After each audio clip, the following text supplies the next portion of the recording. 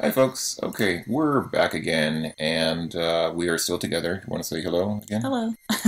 Okay, so in the previous video, we just we got the tiara, which we so urgently needed, and we had a situation with these three wolves. So, but that's been dealt with, obviously, in a somewhat violent way. And I guess what we need to do is go to the go back to the castle. So let's do that. It's up here, I believe. Oh, I know this is the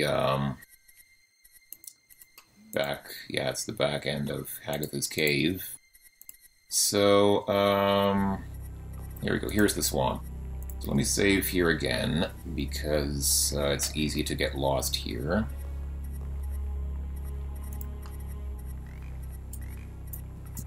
Going back to the, okay, to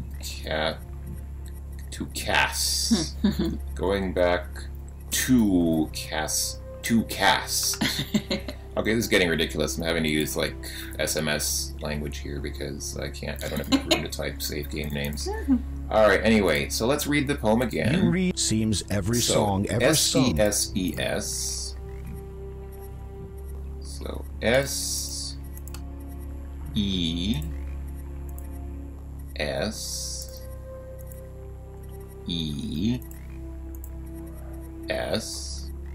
Okay, and where does it go from there?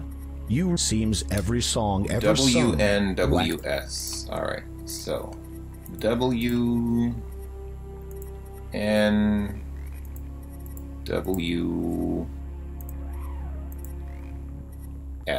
There we go, and there's the castle in the distance. From here, you cannot make out much detail. However, it is unquestionably a castle. I think somebody complained that I didn't look at the castle from a distance last time, so let's go ahead and do that now. You hold out your hand and pretend you are holding the castle in your palm. That's cute. That's very childlike of Graham, isn't it? Let's go ahead and save here, just so we don't have to go through that maze again. I mean, it's not much of a maze, but what the heck.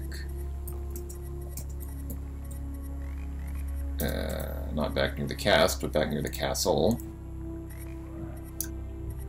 Oh! Something is wrong here. There is no boat, no boatman, and... Uh-oh. No escape. You're screwed. Oh, The dear. monk and his pack have tracked you here, and they clearly intend to do nothing less than rip you to pieces. If you're going to do something, now would be a very good time. So, I guess what happened is, last time they let us come here because they figured we were going to kill Kaldar, because they want us to kill Kaldar, but they must have somehow gotten word or figured out that that we are not planning to kill Kaldar, and that Kaldar is still alive, and so these wolves have tracked us here to finish us off themselves. I'm gonna guess that the standing one... The monk is now quite fearsome to behold. All of his previous gentle mannerisms have been washed away by the stark light of the full moon. The wolves have tracked you down and are ready to make the kill. Right, so I'm gonna, like I said, I was gonna say that I think the standing one is the monk. So yeah, the standing one is the monk, and the other three are just regular wolves. I don't know. Perhaps a long-range strategy is called for. Yeah, so I have to say I find the solution to this puzzle a bit contrived. But basically, the way it works is. How does it work? I don't even remember. I have to actually. I have a walkthrough next to me, so I have to actually once again resort to using a walkthrough to figure this out. Even though I've done it before, I forgot. You have to. Hold on. What do you do? Right. So there. So you see this here. This rope keeps the boat in place. Oh, I guess not that. Can we? The boatman will retie the boat to the rope. You Okay. don't have to worry about it. Not that. I guess. Oh, Whoops. Oh, for howling out loud. right? Yeah. This game is getting a bit. It is getting a bit gruesome. The monk... Okay, so Some hollow reeds grow here. That nature would otherwise forbid them life in such an environment is demonstrative of a strong magical energy which permeates this swamp. Right. So we need to... You tug forcefully at one of the reeds until it finally breaks free. You put it away and carry it with you. First of all, it's a little bit ridiculous that the wolves give us time to do this, that they just stand there and give Graham time to say, oh, I'm gonna go over here and just pluck one of these reeds off the side of the water. If you don't mind me, I'm just gonna take a walk over there and then walk back here. So true.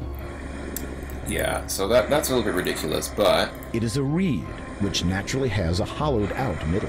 So we've got the reed. Now... This basically forms the pipe for a blow dart weapon. But in order to we don't have a dart, but we have the needle. It is a here. tiny silver needle. It reminds you of a dart. I guess that's supposed to be a hint in case you couldn't figure it out. But okay, so you can use the needle on the reed. The silver needle fits perfectly into the end of the hollow reed, making a sturdy pea shooter. However, the needle by itself is not dangerous enough to make it a lethal projectile. Right. And so if we try to use this dart gun now on, for example, the monk... The silver needle hits the werewolf, but fails to do any harm. You'll need more than silver alone to defeat this pack of wolves. Okay, I'm not very good with, such, legendary creatures, but isn't silver specifically supposed to be deadly to werewolves? Isn't that exactly why some people use silver weapons in these mythological stories, because silver is what kills werewolves? Yes. Like, in sort of steampunk settings. I think they even have silver bullets for guns, because silver bullets kill werewolves. So it makes no sense that the silver wouldn't kill a werewolf here, but anyway. So, okay, let's do this again. Let's pick the reed. You tug force. And what you have to do is, since the needle itself is not dangerous enough, you have to use the needle on the poisonous water. Very carefully, you bend down and soak the tip of the needle in the foul, toxic water. And now that gives us a poisoned blow dart, which we can then use on the reed. The silver needle fits perfectly into the end of this hollow reed, making a sturdy pea shooter. The coating of deadly poison makes the needle a lethal projectile. Right. And now we can use this. But before we do that, let me just show what happens, because it's kind of funny. Let's go ahead and save here. Made poisoned dar. So if you try to use this on one of the wolves... Choice of tactic, excellent. Choice of target, deplorable. So the wolf dies instantly, but the monk in his werewolf form still comes and kills you. So it's pretty obvious what you have to do. I mean, this if the message doesn't make it clear enough, I mean, it's pretty obvious. You have to kill this guy.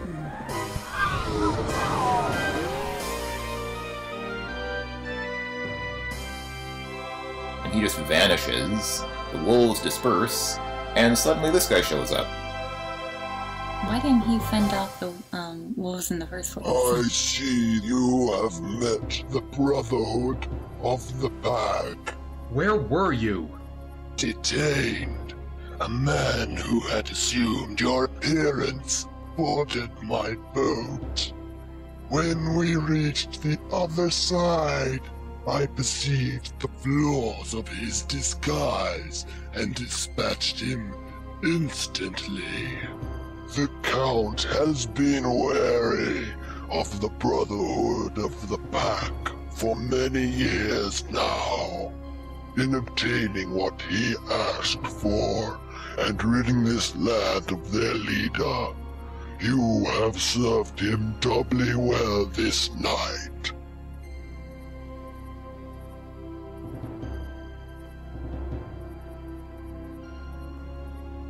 The shrouded ghoul paddles across the toxic lake to the shore on the other side.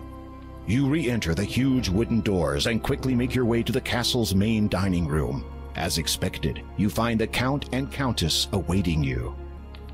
You have performed admirably. Not only have you found the tiara I sought, you have rid me and this land of the deceptive and secretive Brotherhood of the Pack. They have committed many atrocities against my family, such as the deaths of our son and daughter-in-law. I have been forced to remain secluded all these years, unable to serve my homeland as I should, to evade the relentless pursuit of wiping out my entire family line. Is the Brotherhood really gone? Some of those wolves escaped. The rest of the pack followed the wolves that ambushed you. However, without their leader, they will find themselves as lost in mind as they are now in body. Whether human, wolf, or any other form, their hastened passage through my swamp will not see a return to their den. Of that I can assure you. You have trapped them all in the swamp? The entire pack? An endless flight through the mire awaits them. Should my long-stilled heart ever feel pity again, perhaps one day I shall free them. As you listen to the Count's cold, unforgiving tone, you thank your lucky stars that he no longer sees you as a threat, at least not for the time being. I release you from my service, dear King. The nearing dawn no longer signifies an uncertain future for you.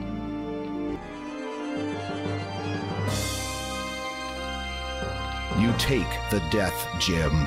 Finally, you have all 3 stones in your possession. You feel a pang of anticipation as you realize that all you need to do now is take them to the door of destiny. Okay. So that was that. Now we really do have the death gem to keep. So we really do have all the 3 gems. Now, can we still talk to? You said you were the former Lord of Kalima? Yes. When did you abdicate? I didn't, as such. When I became what I am now, ruling this realm lost all meaning to me. All that mattered was the well-being of my dearest treasure. You flatter me. It is well deserved. All that mattered to me was her safety. I concerned myself with little else. And now? I have recently given thought to... But no, it is a foolish notion to entertain. The people would never accept me as I am now. Your statue in the town still stands. The people obviously hold you in high regard even after all the years of your absence. Perhaps. However, my concern right now is the safety of my family. I have taken steps to ensure that they are better protected from our enemies. The Count has nothing more to say to you at the moment. The Countess has nothing more to say to you at the moment. I guess we're done here. I think there's nothing left to do here in the castle.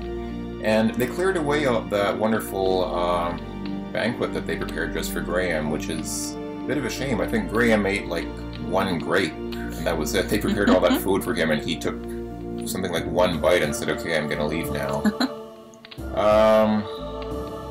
So yeah, I guess we're done. I wish you the best, dear King. A word of advice, King Graham. Once you have found the lady you seek, protect her with all your strength. Never leave her side, and place no importance above that of her well-being. Give your life for hers if it should ever come to that. Love can last an eternity, but your loved one can be lost in an instant. Heed those words, my king, and farewell. I always liked that. I always thought though that was very nice sort of note to end on. I just, like I said, I really just love the story of the vampires. I really love the love story of those 2 vampires. It really is my favorite part of this game. And yeah, of course, we can walk through these poisoned, the sugar cube, the magical sugar cube that we ate to protect us from these brambles is still active. I don't think it wears off, so it still protects us. So let's get in the boat. You climb back into the decrepit rowboat, and the shrouded ghoul ferries you back across the lake. Meanwhile...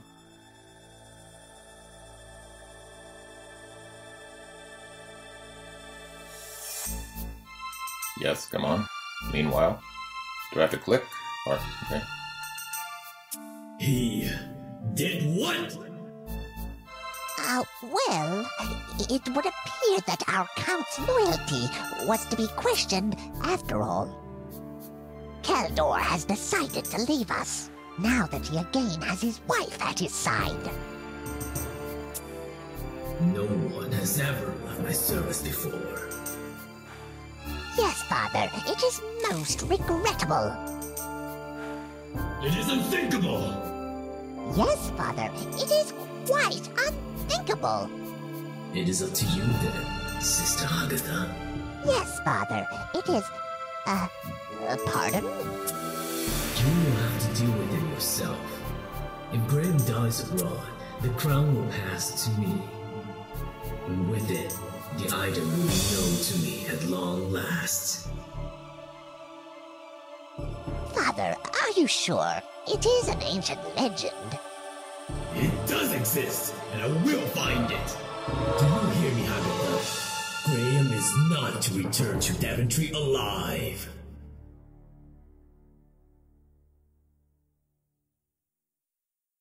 The swamp seems a bit lighter than the last time you were here, and some of the heavy mist has lifted. Day must be dawning. The boatman has nothing more to say. He doesn't even say goodbye to us. But I am thankful to him for his service. I think it was kind of funny. He, when we came back, somebody who had taken our form had taken a ride with him, but he quickly recognized that they were not us, and he dispatched the intruder for us, which is kind of funny. That's what I meant when I said this guy has sort of a sense of loyalty. He recognizes us as I don't know. Did he kill the other person just because they tricked him, or because I don't know, like if they had given him money, would he have let them across just as well? I don't know. I don't think so. I don't know. Who knows? But anyway, day is dawning, and we are out of the swamp and back in Colima. So, and I still never triggered the Batmobile here. Oh, here we go. Zoom! Vroom! Bajoo! Yes!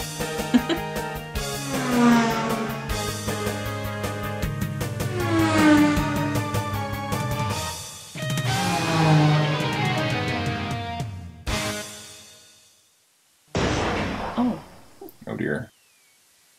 And after that crash, you might think that maybe Agatha died in a car accident, but no, she's, I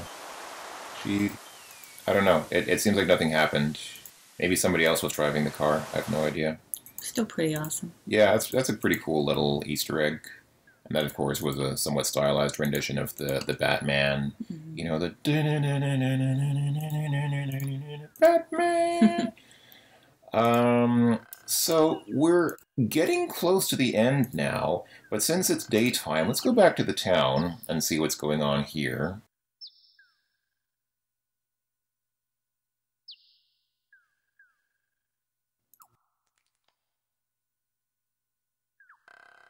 Is Sneezy awake again, or...? The haystack, or rather whoever or whatever is inside it. That's also a little bit grim, so I thought that maybe Sneezy was asleep before because it's nighttime, but he's no longer responding. I'm still not sure if it's a he or a she inside there, but they're no longer responding, so are they dead? Because otherwise, or did they just leave the haystack? I don't know. Anyway, is the antique shop... You do not want to go back in there. You never know when Agatha might return to continue her search. I guess we can never go back to the antique shop now. We go back to the library.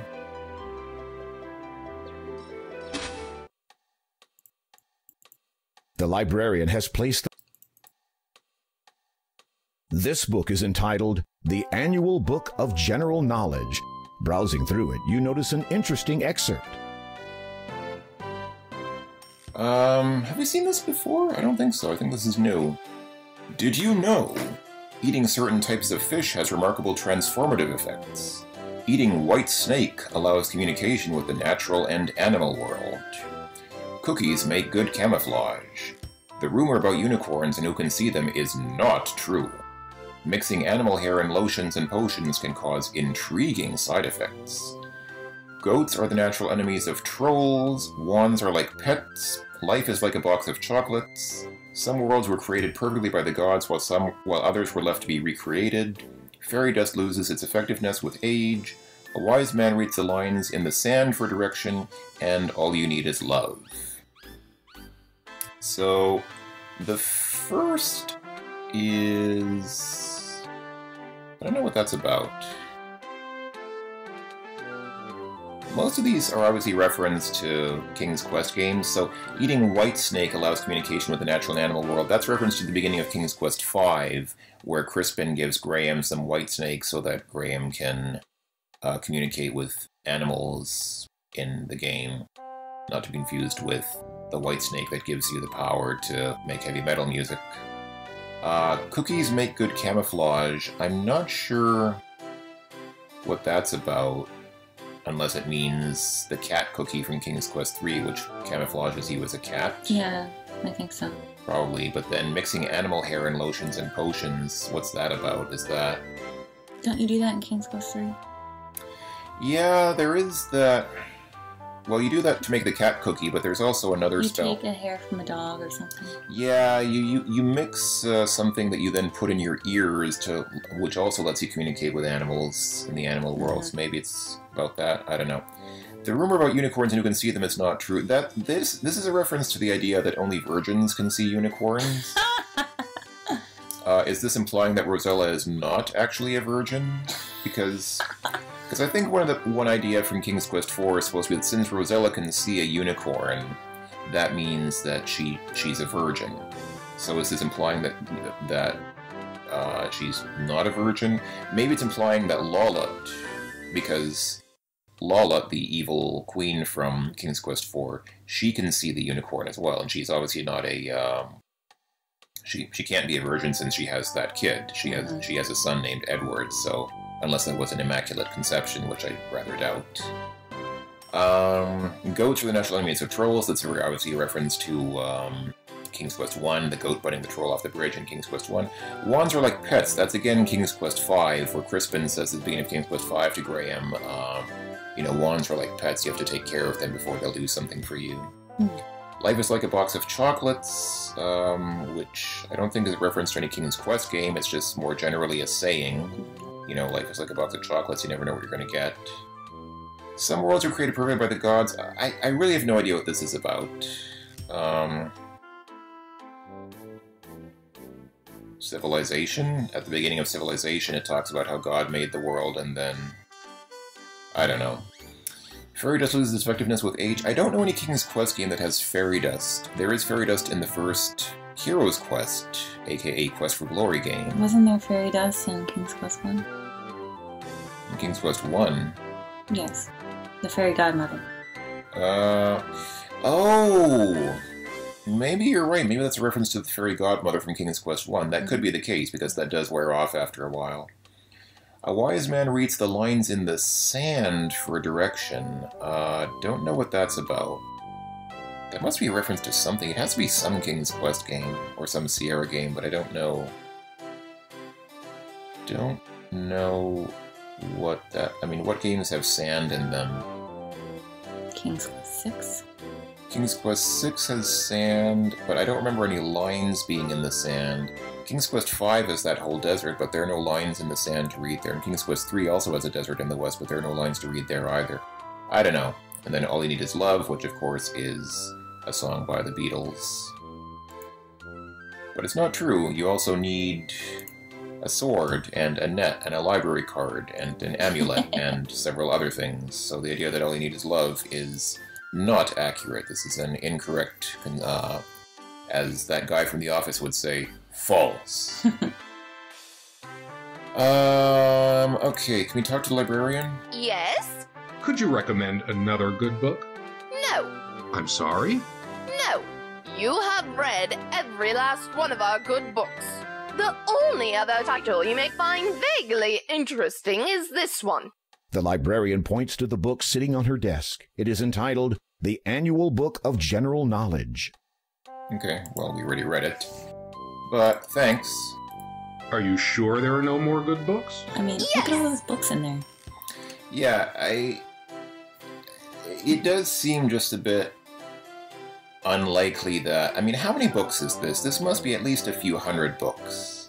I'm not going to sit here and count all of them, but let's say that's a few hundred books. Is she really saying that out of a few hundred books there are only 4 or 5 good books? Isn't that kind of subjective? Well, of course, good and bad are subjective concepts, but I don't know. Are you sure? Yes! Alright, well, that was that. I guess we're done here. And there's that horse again. Pooping out keys and eating flowers. I